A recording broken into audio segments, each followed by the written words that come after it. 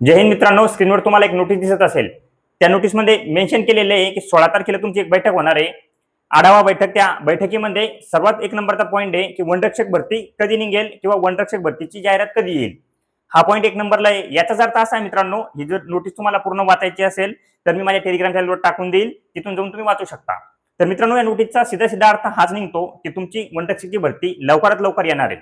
आणि ही गोष्ट शासनापर्यंत पण पोहोचलेली आहे की वनरक्षक भरती खूप दिवसापासून झाली नाही, तर नक्कीच तुमची वनरक्षक भरती येणाऱ्या आठवड्यात तुम्हाला बघायला मिळून जाईल.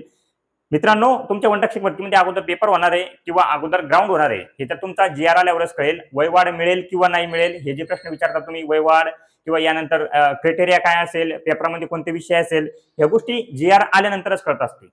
परंतु मागील भरतीमध्ये जे झालंय त्यानुसार मी एक व्हिडिओ बनवलेला आहे. 23 मध्ये तुमची जी भरती झाली होती त्यामध्ये तुमचा जी.आर. काय होता त्यानुसार मी व्हिडिओ ऑलरेडी बनवलेला आहे. बघायचा असेल तर तुम्ही या चॅनलवर जाऊन बघू शकता. सध्या महाराष्ट्रामध्ये कोणत्याही प्रकारची भरती चालू नाहीये, तर त्यामुळे सर्व मुलांची नजर ही फक्त वनरक्षक भरतीवर आहे. आता अनेक मुलं पोलीस भरती, त्यानंतर एसएससी जीडी, त्यानंतर इतर भरत्या याकडून वनरक्षक भरतीकडे वळणार आहे. तर तुम्हाला माहिती आहे की वनरक्षक भरतीचा क्रायटेरिया पूर्णपणे वेगळा आहे.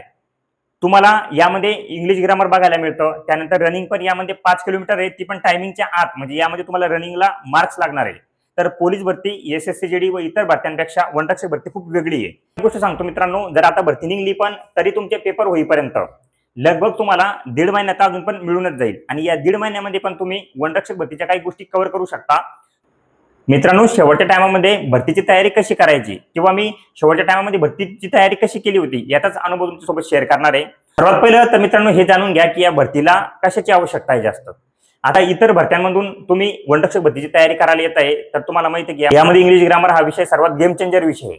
जर इंग्लिश ग्रामर येत नसेल, जसं की पोलीस भरती व एसएससी जीडी याची जी तयारी करते त्यांना इंग्लिश ग्रामर हा विषय येत नाही. आता काही मुलं हे म्हणते की चला इंग्लिश ग्रामर येत नाही तर नो प्रॉब्लेम, 30 प्रश्न असणार आहे इंग्लिश ग्रामरचे. पण एक लक्षात ठेवा, जर त्याच 30 प्रश्नामध्ये तुम्ही मार्क्स घेऊ शकले नाही तर नक्कीच तुमचा पूर्ण पेपर खराब झाला व तुम्ही तुमच्या मेरिटमध्ये बसू शकणार नाही, कधीच तुमचं सिलेक्शन होऊ शकणार नाही. इंग्लिश ग्रामर हे कव्हर करणं खूप गरजेचं आहे. तर सर्व विषयांना सारखं वेटेज द्या, सारखा त्यांचा अभ्यास करा.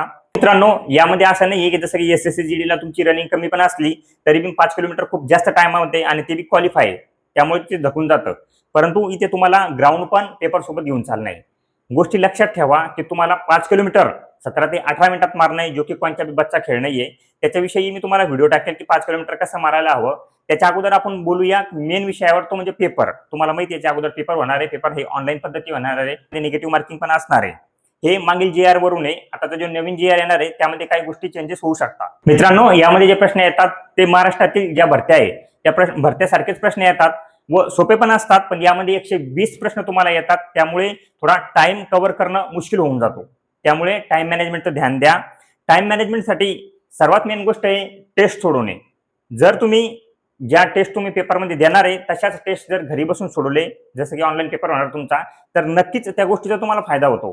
त्यासाठी मी जेव्हाही भरतीची तयारी करत होतो, कोणत्याही भरतीची तयारी जर मी केली असेल तर मी नक्कीच त्याच्या मॉक टेस्ट व मागील झालेल्या प्रश्नपत्रिका म्हणजे पीवायक्यू हे 100% सोडवलेलं आहे.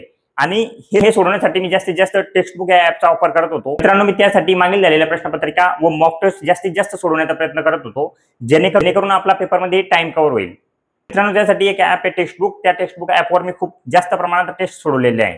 तुम्हाला ही टेस्ट सोडवायची असेल तर नक्कीच तुम्ही टेक्स्टबुक ऍप डाउनलोड करू शकता. डिस्क्रिप्शन मध्ये लिंक दिलेली आहे. आता सध्या टेक्स्टबुक ऍपवर कामयाबी एक्सप्रेस सेल चालू आहे. त्या अंतर्गत तुम्हाला लोएस्ट प्राइस वर टेक्स्टबुक पास भेटत आहे.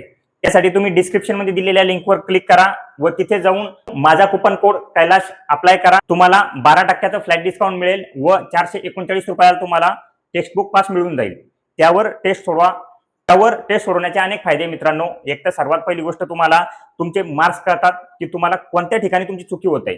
त्यानंतर तुमची रँक पण कळते तुम्हाला की तुम्ही किती नंबरला आलेले आहे. यावरून एक तुमच्या मनाला पण कळतं की आपली तयारी कोणत्या लेवलची. म्हणजे तुम्ही बघू शकता यामध्ये तुम्हाला 150 टेस्ट दिलेले आहे व मागील झालेल्या प्रश्नपत्रिका बी नाही, ज्या की मागील वर्षी झालेल्या होत्या. तर नक्कीच हे तुम्हाला फायदेमंद ठरू शकतं. तर मित्रांनो, सिलेबस कव्हर झाल्यानंतर त्या सिलेबसचं आपल्याला किती येतंय किंवा आपली तयारी कशी झाली यात हे जाणून घेण्यासाठी सर्वात मेन महत्त्वाची गोष्ट ती म्हणजे टेस्ट सोडवणं.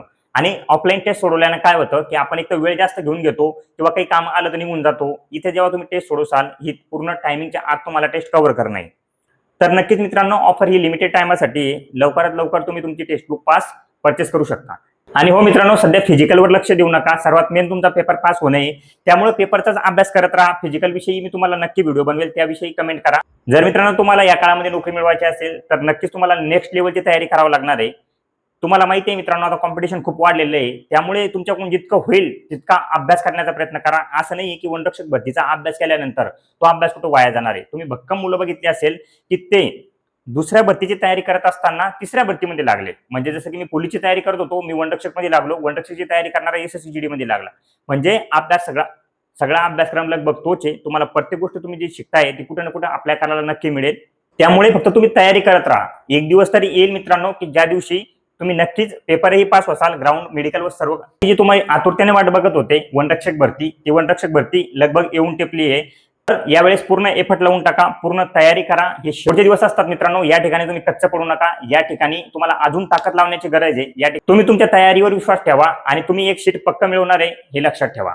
जेव्हा भरती निघेल तेव्हा मी माझ्या टेलिग्राम चॅनलवर टाकून देईल व तुम्हाला व्हिडिओही प्रत्यक्षात बनवून सांगेल की कसा फॉर्म भरायचा, काय भरायचा, कुठं भरायचा. परत एकदा सांगतो, फिजिकलवर लक्ष देऊ नका. पहिला पेपर होऊ शकतो, त्यामुळे अभ्यासाकडे पूर्ण लक्ष द्या. पहिला जमाना गेला मित्रांनो, पहिला जमाना गेला की ज्या टायमाला जास्त फिजिकलवर मुलं लक्ष देत होते त्या टायमाला वनरक्षकला पेपर पण होत नव्हता.